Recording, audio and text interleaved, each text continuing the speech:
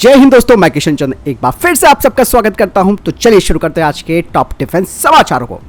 बढ़ते पर defence update की तरफ। दोस्तों, आप सब जानते हैं कि भारत और रशिया के द्वारा निर्मित ब्रह्मोस मिसाइल दुनिया की सबसे घातक सुपरसोनिक एंटीशिप मिसाइल मानी जाती है और इस मिसाइल का तोड़ अभी किसी देश के पास नहीं है। लेकिन दोस्तों, अब जल्द ही ब्रह्मोस मिसाइल को एक बड़ी चुनौती मिलने वाली है, क्योंकि कई देशों ने अब इस तरीके की तकनीक पर काम करना शुरू कर दिया है, जो कि सुपरसोनिक एंटीशिप मिसाइल पर लगातार काम कर रहे हैं। ऑब्वियसली बात है, इससे भारत की मिसाइल को मार्केट में एक बड़ा झटका लग सकता है। डिफेंस एक्सपर्ट्स भी कहते हैं कि भारत के हथियारों के बाजार में ब्रह्मोस मिसाइल की मार्केटिंग करने में अगर थोड़ी सी भी ढिलाई बरती गई तो यह बाजार भारत के हाथ से छिन सकता है, यानी कि दूसरे इस पर हावी हो जाएंगे जो कि इस टेक्नोलॉजी पर काम कर रहे हैं। एक बात और मैं यहां पर कहना चाहूंगा दोस्तों, यहां पर यह भी कहा गया है कि भारत ने अगर 2028 से पहले अपनी ब्रह्मोस मिसाइल को और ज्यादा अपग्रेड नहीं किया तो भी यहां पर एक बड़ी दिक्कत आ सकती है। कौन कौन से देश इस टेक्नोलॉजी पर काम कर रहे हैं? उनमें नॉर्वे की Kongsberg defence and aerospace, Germany की MBDA, डाइचलैंड और डाइहल डिफेंस के साथ मिलकर 3SM टायर फायरिंग नाम की एक सुपरसोनिक एंटीशिप क्रूज मिसाइल तैयार कर रहे हैं। दक्षिण कोरिया भी दोस्तों एक air to ship guided missile 2 को विकसित कर रहा है, जिसकी स्पीड मैक 2.5 होगी और रेंज करीबन 300 किलोमीटर। वहीं दोस्तों, जापान भी ASM-3A नाम की एक सुपरसोनिक एंटीशिप मिसाइल पर काम कर रहा है, जिसकी स्पीड मैक 3 होगी और रेंज करीबन 300 से 400 किलोमीटर होगी। वो कह रहे हैं कि 2028 तक इसे डेवलप कर देंगे। इसके अलावा ब्रिटेन और फ्रांस भी मिलकर इसी परियोजना पर काम कर रहे हैं, जो कि 2030 तक तैयार हो जाएगी। आप समझिए दोस्तों, भारतीय ब्रह्मोस को अब एक बड़ा झटका यहां पर लग सकता है। लेकिन यहां पर सबसे बड़ी बात यह है कि अगर भारत इस ब्रह्मोस मिसाइल को और ज्यादा अपग्रेड करता है और ज्यादा इसकी क्षमता को बढ़ाता है तो इसमें नो डाउट भारत का जो वर्चस्व बना हुआ है वो बना रहेगा।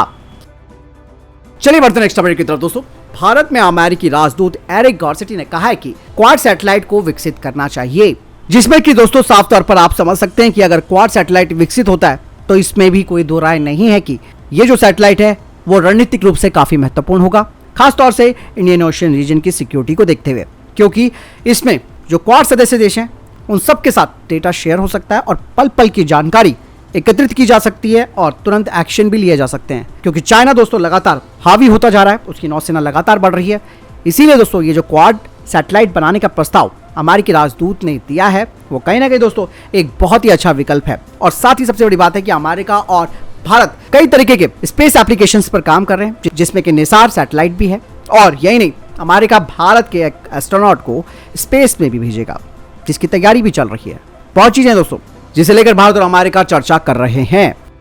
चलिए बढ़ते नेक्स्ट अपडेट की तरफ। हाल ही में दोस्तों आप सबको मैंने डिफेंस अपडेट में बताया था कि भारत ने अपने T-90 Mark III टैंक का अनावरण किया है, जो कि एक अपग्रेडेड टैंक है। और इस एडवांस T-90 Mark III का पहला बैच भी सफलतापूर्वक सेना को वितरित भी किया गया है। और इस अपग्रेडेशन में दोस्तों कई तरीके के इंप्रूवमेंट्स किए गए हैं T-90 फ्लीट पर, जो कि भारत के मॉडर्नाइजेशन प्रोग्राम का एक महत्वपूर्ण हिस्सा है। T-90 Mark III की फायर पावर को इंप्रूव किया गया है, जिसमें कि करेक्शन इनपुट डिवाइस जिसे कि CID कहा जाता है उसे इंटीग्रेट किया गया है। और ये जो सिस्टम है वो पर्यावरणीय परिस्थितियों और बैरल घिसाव को ध्यान में रखते हुए तोप खाने की सटीकता को बेहतर रखता है। इसके अलावा इसमें night vision enablement brings upgrades किए गए हैं, जैसे कि कमांडर थर्मल इमेजिंग साइट और अ मजल रेफरेंस सिस्टम। और Mark III अपग्रेड में डिजिटल कम्युनिकेशन सिस्टम लगाया गया है, जो कि चालक दल के सदस्यों और अन्य युद्ध क्षेत्र की यूनिटों के बीच निर्बाध और सुरक्षित संचार सक्षम बनाएगा। दोस्तों, इस टैंक के फायर कंट्रोल को काफी इंप्रूव किया गया है, जिसमें कि इसमें लिक्विड क्रिस्टल डिस्प्ले मॉनिटर, जो कि थर्मल इमेजिंग साइट और डिजिटल बैलिस्टिक कंप्यूटर के साथ है, जो कि टारगेटिंग डेटा और वेपन कंट्रोल को सुव्यवस्थित करता है। यही नहीं दोस्तों, इस अपग्रेडेड टैंक में एंटी थर्मल IR कोटिंग लगाई गई है, जो कि संभावित रूप से हीट सीकिंग जो हथियार है उनके खिलाफ इस टैंक की सर्वाइवलिटी को बढ़ाएगा। और खास तौर से Mark III अपग्रेड प्रोग्राम में स्वदेशी सब सिस्टम्स के परसेंटेज को भी बढ़ाया गया है। भारतीय सेना लगभग 300 T-90 टैंकों को Mark III स्टैंडर्ड में अपग्रेड करने की योजना बना रही है। और advance T-90 Mark III tank भारतीय सेना की बख्तरबंद क्षमताओं में काफी वृद्धि करने वाला है। बढ़ते नेक्स्ट अपडेट की तरफ। दोस्तों, भारत फोर्स अब डिफेंस सेक्टर में एक बड़ी छलांग लगाने को तैयार है। वर्तमान में भारत फोर्स का जो करेंटली एक्सपोर्ट है वो करीबन 80% तक है और आने वाले समय में भारत फोर्स को और भी बड़े ऑर्डर मिल सकते हैं। दरअसल भारत फोर्स अब एक्टिवली कुछ ऐसे डिफेंस प्रोडक्ट्स बना रही हैं जो कि वाइडर रेंज के हैं, जिसमें कि tracked and wheeled infantry vehicle शामिल हैं, जिनके बारे में कंपनी का मानना है कि तकनीकी तालमेल के कारण मेन बैटल टैंक में भविष्य के प्रयासों का ये मार्ग आगे बढ़ाएगा। इसके अलावा दोस्तों अनमैन्ड व्हीकल और डिफेंस इलेक्ट्रॉनिक्स कुछ ऐसे खास एरियाज हैं जिस पर काम कर रहा है भारत फोर्स। बढ़ते नेक्स्ट अपडेट की तरफ दोस्तों, भारतीय नौसेना के लिए बनने वाला टेडबीएफ जो एयरक्राफ्ट है उसका शुरुआती संस्करण F414 इंजन के द्वारा संचालित होगा, जिसका इस्तेमाल वर्तमान में तेजस मार्क 2 प्रोग्राम के लिए किया जा रहा है। हालांकि कहा यह जा रहा है कि आगे भविष्य में टेडबीएफ पर स्वदेशी इंजन ही लगाया जाएगा और ये इंजन भारत के नेक्स्ट जनरेशन के 5वीं पीढ़ी के फाइटर जेट प्रोग्राम से लिया जाएगा। यानी कि AMCA मार्क 2 के लिए विकसित की जा रही जो तकनीक है उससे कई चीजें टेडबीएफ प्रोग्राम में जोड़ी जाएंगी। आपको बता दें कि एरोनॉटिकल डेवलपमेंट एजेंसी ने टेडबीएफ प्रोग्राम के लिए एक पूरी तरीके से नए डिजाइन के साथ ट्विन इंजन की पेशकश की है। लेकिन दोस्तों टेडबीएफ एक भारी प्लेटफॉर्म होने वाला है और ऐसे में हो सकता है कि टेडबीएफ के डेवलपमेंट की जो समय सीमा है इसके नए डिजाइन दृष्टिकोण के कारण और ज्यादा लंबी हो सकती है। बढ़ते नेक्स्ट अपडेट की तरफ, भारतीय सेना और भारतीय वायुसेना के लिए HAL के द्वारा निर्मित किए जा रहे स्वदेशी रूप से विकसित लाइट यूटिलिटी हेलीकॉप्टर की जो योजना है उसको एक बड़ा झटका लग रहा है। कई कारणों की वजह से जो ऑर्डर प्लेसमेंट है जो कि HAL को टाइम पर करनी थी उसमें अब 18 से 24 महीने की देरी हो सकती है।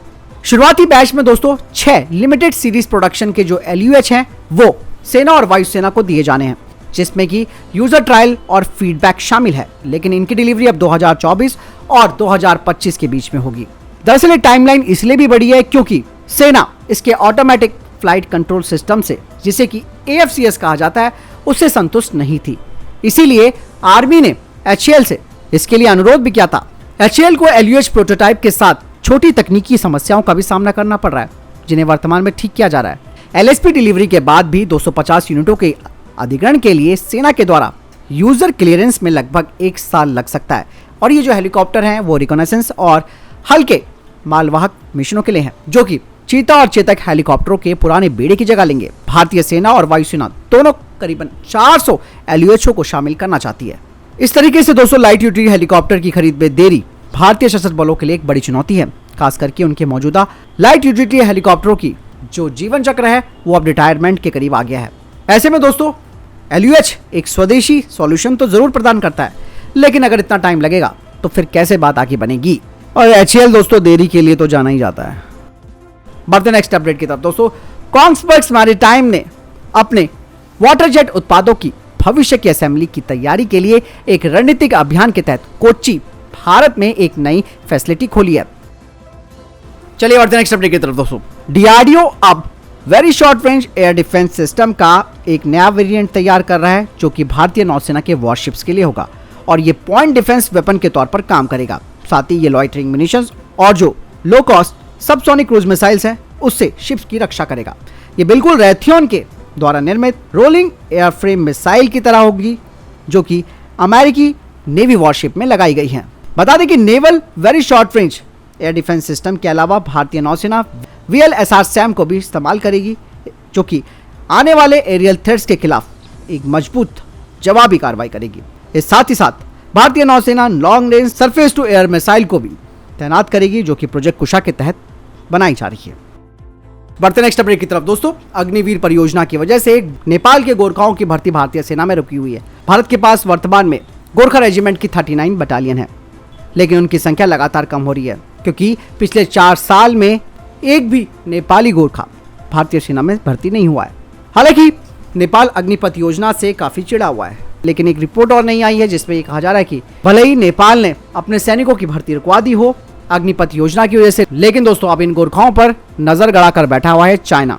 दरअसल 2021 के बाद करीबन 14,000 नेपाली गोरखा सैनिक रिटायर हुए थे, लेकिन उसके बाद से कोई भर्ती नहीं हो पाया। तो फिलहाल ये थे अभी तक के टॉप डिफेंस अपडेट। वीडियो के सामने कोई प्रश्न जवाब या आपको कोई सवाल कमेंट सेक्शन में लिखकर जरूर पूछ सकते हैं। मिलता हूं वीडियो के साथ। जय हिंद, वंदे मातरम।